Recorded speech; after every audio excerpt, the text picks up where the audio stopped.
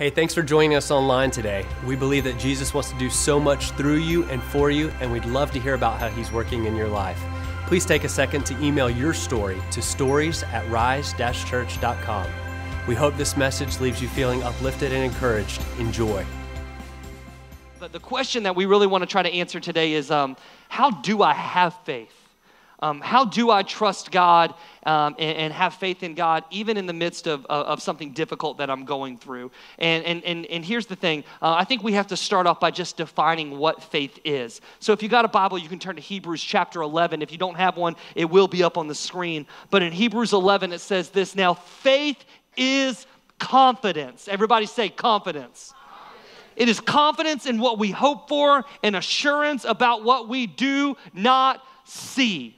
I love this terminology for faith. I love this definition that the writer of Hebrews says. And when I think about my team, the Jacksonville Jaguars, I have faith, come on somebody, that this is our year. We are going all the way to the Super Bowl, and we're going to win that thing. It's going to be awesome. Come on, listen. And we haven't even played a single game yet. But I have faith. I have confidence. I haven't seen it yet, but I believe it's going to happen in Jesus' name. Some of y'all are in this place and you have put your faith in God. You have, listen to this, you have put your faith in a God that you can't even see. And if you think that's weird, it is. But this is what I've learned in my own life, and I know I hinted at this a little earlier, that I've put my faith in a lot of different things. And maybe you have as well. I put my faith in myself. I put my faith in other people. I put my faith in other situations of things that I thought could work out for me, and they did not. And for 17 years, I kind of lived my life doing my own thing. And now for 17 other years, I've had my faith in Jesus, who has never let me down. I put my faith in Jesus for the forgiveness of my sins. Here is the revelation I had at age 17. Some of y'all had this same one. God, I am jacked up. I am messed up. I've only lived 17 years, and I have screwed up my life royally. Come on, how many of y'all, it only took 17 years for you to make some huge mistakes? Okay? Don't be proud about that, and I'll be like, look at me, I messed up big time. No. You're not winning an award for that, okay? But here's the good news. At 17, I realized, man, I have messed up my life. But God, you still love me? God, you see everything that I've done, and you still love me? Okay, then I will follow you. And so I put my faith in God, in his son Jesus, for the forgiveness of my sin. And then I put my faith in him to trust in him and follow after him every other day of my life. And here's the crazy part. Some days, a lot of days, I get it right. Like, I follow after Jesus. I trust in him. But then I have other days, a lot of days, that I don't get it right and I screw up royally. But come on, somebody. Aren't you grateful for a God that never gives up on us? Aren't you grateful for a God that is always extending grace and forgiveness to us, that when we do trip and we do fall, he's the one that picks us up and says, all right, keep coming to me. I got something better for you. Don't stay there. And then we put our faith in the fact that this earth that we live on right now is not our true home, that we have another place in heaven where we will spend eternity with Jesus. Now, if you're here in this place and you have never put your faith in God, you've never asked Jesus into your life to save you and forgive you of all of your sin, listen, we're so glad that you're here today. We created our church for you, and all we want you to hear is the love of God today and how it could change your life forever. Our church is a story of the faithfulness of God. My wife and I were serving at another church on staff, and God called us out to start Rise Church, and we came to, we already lived in Jacksonville, and I grew up on the west side, and I prayed and said, God, we'll do it, but get us out of the west side, like send us somewhere else. Take me, I will suffer in Ponte Vedra. Let's go, somebody. And God said, no. I have called you to the west side, not because the west side needed another church, but because the west side of Jacksonville needed Jesus. And so we get to come as a church and give them Jesus. And I love this and look around because God has moved in a mighty way. And sometimes it still blows my mind at what God has done in just 5 short years. And I love it. And it's incredible. And sometimes I think, well, God, what if we would never have taken that step of faith? We wouldn't have got to meet all of these amazing people that have come through the doors of our church, some people that I now get to call my friends and people that I get to serve alongside. I love it. It's incredible. And this is what I've learned when it comes to faith, that if I take a step of obedience and step out in faith and trust God, then I get to experience the blessing that comes from that. But if I don't trust God and I don't step out in faith, then I might miss out on something that God wants to do in my life. So I joked earlier that I was going to teach on how to give more money to the church, and that was partial joking, but here's the reality. Can I share something with you? You'll never experience the blessing of trusting God with your finances and know what that feels like until you take that step of faith. And can I just remind you, everything you have is from God anyways. And so he's asking you to trust him, and he asks you to tithe and give, and that's an act of obedience that you're able to step out in faith. And maybe that's something that God's been putting on your heart. I pray that you would be obedient. Not because we need your money, not because God needs your money. I mean, he's walking on streets of gold. I think he's doing okay. But he just wants you to walk in faith. The same goes for if you're in the midst of what we would call like a storm of life right now. If you're going through something difficult right now and you feel like everything's chaos and you don't really know what to do, listen, you'll never experience peace and comfort that only can come from God until you take that step of faith and just say, God, I don't know how I'm going to get out of this. God, I don't even know where you are right now, but I'm just going to take a step of faith and just go, I think you're bigger than this. And when you take that step of faith, your situation might not change, but your heart will and your perspective will. And then you'll know, oh my gosh, even in the midst of this chaos, I have peace. A peace that the world can't give, so it had to come from Jesus. I shouldn't have peace right now because my world is spinning out of control, but I have peace because I'm stepping out in faith and trusting God with my life. Maybe you can relate to this dad in Mark chapter 9. If you have a Bible, you can go ahead and turn there. But in Mark chapter 9, there's this dad who has a son that is, let's just call it straight up, he is possessed by a demon. And some of y'all parents might be able to relate to that a little bit. And he brings him to the disciples, Jesus' followers, and they can't do anything for him. And so finally they get him to Jesus. And in Mark chapter 9, verse 20 through 24 says this, so they brought him. And when the spirit saw Jesus, when the demon inside the boy saw Jesus, it immediately threw the boy into a convulsion. He fell to the ground and rolled over, foaming at the mouth. And Jesus asked the boy's father, dang, how long has he been like this? You got to read a little humor into the Bible every once in a while, people. Come on, let's keep it fresh. I want to say that to some of y'all's kids as I walk through Rise Kids. Be like, dang, like how long's your kid been like that? So sorry. What do you think we're doing back in Rise Kids? We are casting out demons in Jesus. I'm just teasing. I want to look at my wife someday and say, hey, how long's your kid been like that? Because he ain't my kid right now. I don't know what's wrong with that boy. How long's he been like that? From childhood, he answered. It's often thrown him into fire or water to kill him. Hey, but if you can do anything, take pity on us and help us. And I love Jesus' response. He said, bro, if I can, like, do you know who you're talking to? If I can, come on. Jesus says, everything is possible for one who believes. And this is where I find myself, just like the boy's father. He says these words, I do believe, but help me overcome my unbelief. You been there before? Hey, God, down deep, I really do trust you. God, I really do God, I know that you really are good. God, I really know that you love me. God, I do trust you, but I still have moments of doubt. Hey, God, I really do trust you, and I know what I'm in right now. I know that you're bigger than it, but I don't really see you, so I'm just going to grab a hold of this and do it myself. Help my unbelief. Here's what I found in my own life. Man, I can have days, maybe you can relate to this, where I can just step out in great faith. I wake up and anything that I face, I just go, God, you're bigger than this. Oh, God, you got this. God, oh, yes, I can see, God. I don't know what's going on, but I can definitely see that you're going to do something through all of this. And then other days, I don't even want to get out of bed Because I'm looking at my current circumstance or situation just going, God, like, how are you going to bring any good out of this? Or I hear a story of somebody in our church that's just going through something difficult and my heart breaks. And I'm just like, God, like, what are you doing for them? But here's what I've learned. When my view of God is small, my faith will be small.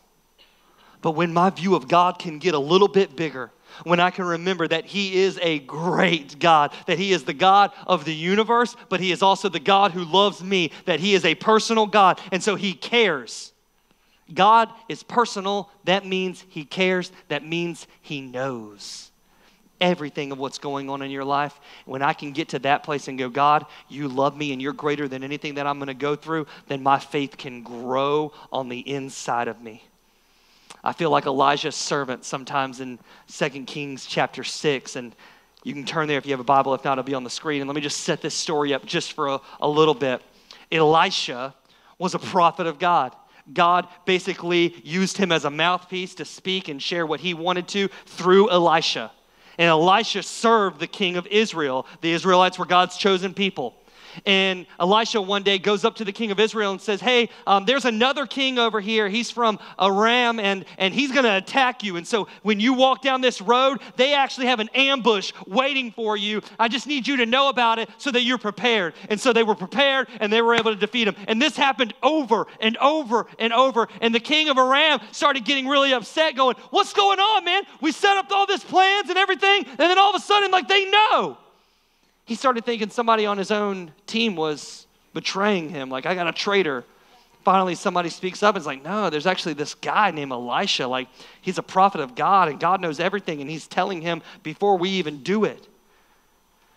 And the king gets upset and it's like, well, we got to handle some business then. So he rounds up some people in 2 Kings chapter 6, starting in verse 13. It says, go find out where he is, the king ordered, so I can send men and capture him. The report came back. He is in Duval. No, that's not what you're... Just making sure you're paying attention. Here we go. He's in Dothan, Alabama. Here we go. Then he sent horses and chariots with a strong force there. They went by night and surrounded the city. When the servant of the man of God got up and went out early the next morning, an army with horses and chariots had surrounded the city. Oh no, my Lord! What shall we do? The servant asked. Don't be afraid, the prophet answered. Those who are with us are more than those who are with them. And if I'm Elisha's servant in that moment, I'm looking at Elisha and going, bro, you probably aced prophet school. You probably had a 4.0 in profiteering, like you're a great prophet. How did you do in math? Because you're saying there's more of us than them. And I'm counting 1, 2. 1, 2, 3, 4, 5. What are you talking about? And Elisha prays this prayer in 2 Kings 6:17. Open his eyes, Lord, that he may see. Then the Lord opened the servant's eyes, and he looked and saw the hills full of horses and chariots of fire all around Elisha. Oh, that God would open our eyes this morning to see that he has been and always will be greater than anything that we face. Oh, that God would ignite a fire of faith on the inside of us. Come on, 11:30, I'm preaching better than you're responding. Come on, God, ignite this fire of faith on the inside of us to be able to see that whatever it is that we face, you're bigger than it. You're greater than it. So the devil might be coming against you. Guess what? Greater is he that's in you than he that is in the world. Your God is big. But our eyes have to be open to that. If we look at our current situation and think, man, how's God going to do this? Then your faith is going to just deteriorate. But if you look at your situation and go, God, I don't know how you're going to do this one, but I know you're greater. See, you got to remember that Jesus himself said, in this world you will have troubles. Hey, listen, don't let it shock you when you go through something difficult. Jesus said it. But then he said these words, hey, but take heart, because I've already overcome this world. I've already overcome those things that you're going to go through. And my prayer for us this morning is that our eyes would be open to see God, to know that he is bigger and he is greater and he is with us. Here's the problem, and here's where I want to answer your question. Because the question you wrote in was, how do I have faith when I'm going through it? How do I have faith when my situation, doesn't seem to be getting better? It actually seems to be getting worse. Like I've been going through this for a year, and I didn't think it could get any worse than it has, but it actually has. How do I have faith in that moment? And I want to speak to somebody in this place that down deep, you know you can trust God, but you've just forgotten that. See, here's the thing about faith. When it comes to following after Jesus, this isn't something new. Nobody's going to walk out of here and go, I never knew that. I never knew that God was bigger than my situation. We all know that. But when we're in the midst of it, we can forget. And so I want to talk in closing today about what do we do when we're waiting for God to come through. How do we have faith when we're waiting? And I want to do it with the cheesiest illustration you've ever heard. I want to talk about Disney World. Raise your hand if you've never been to Disney World. Okay, just means that your parents didn't love you, and I'm teasing. Put your hands down. It just means that you've missed out on all the magic money you could have spent. Listen, I can remember going to Disney World as a kid because my parents had pictures, and I don't really remember it too much. And so when I think about Disney World, I think I remember it being fun, and let's take our kids. And you think we're going to make memories, and it's going to be awesome. So my wife and I, we take our kids when they get a little older, and we get there, and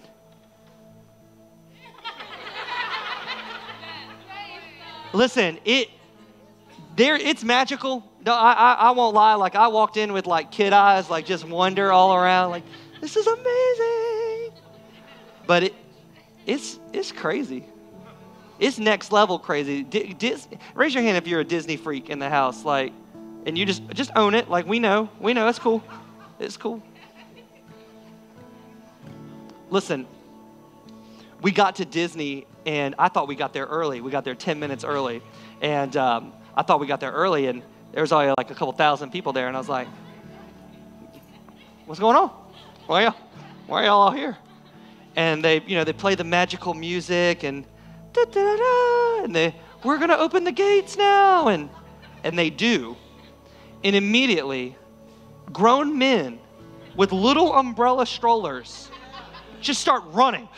Get out of my way! Get out! I mean, they're kids in the stroller, and they're running people over.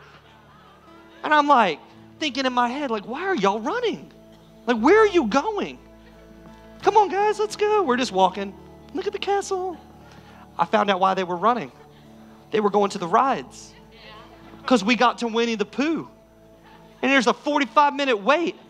And the park just opened 5 minutes ago. How's a 45-minute wait?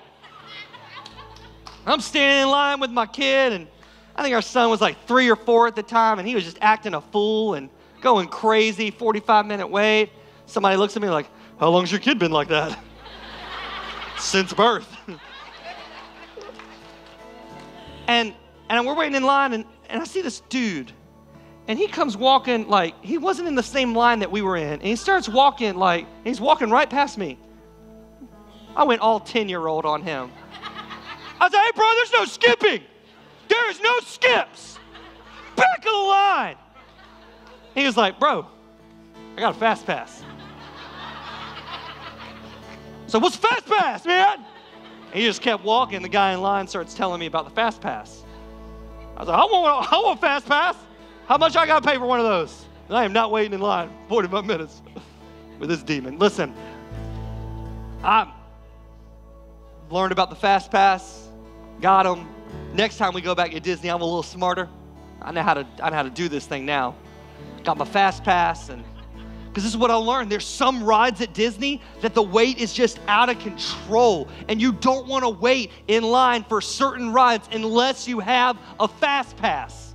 I mean, there are some rides that are over 2 hours long. Listen, if I waited for 2 hours in one ride, I'd have looked at my kids and be like, hope you liked it. We're going home now. Day is over. We got the fast pass and got to jump ahead. I'm walking like, what's up, suckers? Fast pass. You know what I'm saying? So good. Disney magic. Here's what I've learned. That there are some things that we go through in life and we want a fast pass. Like we want it to be over with. All right, I'm in it. Get me out now. Come on, God. Like, I'm in it. Give me the fast pass. How do I get out of this? As fast as possible. And it doesn't always work like that. There's not a quick fix to everything. Come on, Gator fans, you can't get a new coach and expect your team to be good. You're not. Too soon? Too soon? You can pray right here. You can pray. Listen, bring it in. Listen. There's not always a fast pass. Sometimes you're going to go through something and you're just going to go through it. And I wish I could encourage you and say, yeah, you're only going to be in this for 3 months. 3 months. You'll be fine. You'll get out. And I don't know, because some of y'all, you've been in it for a while. Dr. Martin Luther King Jr. had a quote about faith, and he said that faith is, it's taking a step even when you don't see the whole staircase. You know that Dr. King, in his famous speech, said, you know, I have a dream. And his dream was a world that was where all the prejudice and all the hate was gone and people just loved each other. But you know, when he gave that speech, when hate and prejudice was at its peak, what was he doing? Believing that better days were coming. Like, I don't see them right now, but I have this dream. I have faith. I believe that better days are coming. Can I tell somebody in this place, you're waiting. You're going through it right now. I don't know how long you're going to be in it, but I just believe this, that better days are coming. And God is faithful in any situation. And I want to share this with you in closing, that even in the waiting, I believe that faith can grow. I believe it is possible that even in the waiting, that faith can grow. And this is how. Are you ready? Are you ready? Can I tell you how? When you're in this situation right here, your faith can grow by going back to the last situation that you were in. So God, I'm in this one, but I remember when I was in this one, and you were faithful here, and you got me through it here. So if you got me through it here, you're going to get me through it here. Come on, we have a God that moves mountains. He is bigger than anything that we can face. Come on, 11:30, on your feet, on your feet. Come on, let's give our God some praise today. He is faithful. He can move mountains. Lift your hands in this house. Let's praise Him for His faithfulness. Thanks for watching today. If you'd like to continue the conversation, you can like us on Facebook or follow us on Instagram. If our church has had an impact on you and you'd like to support what Jesus is doing here, you can do so by going to rise-church.com/give and select the giving option that best suits you. Thanks for watching online and have a great week.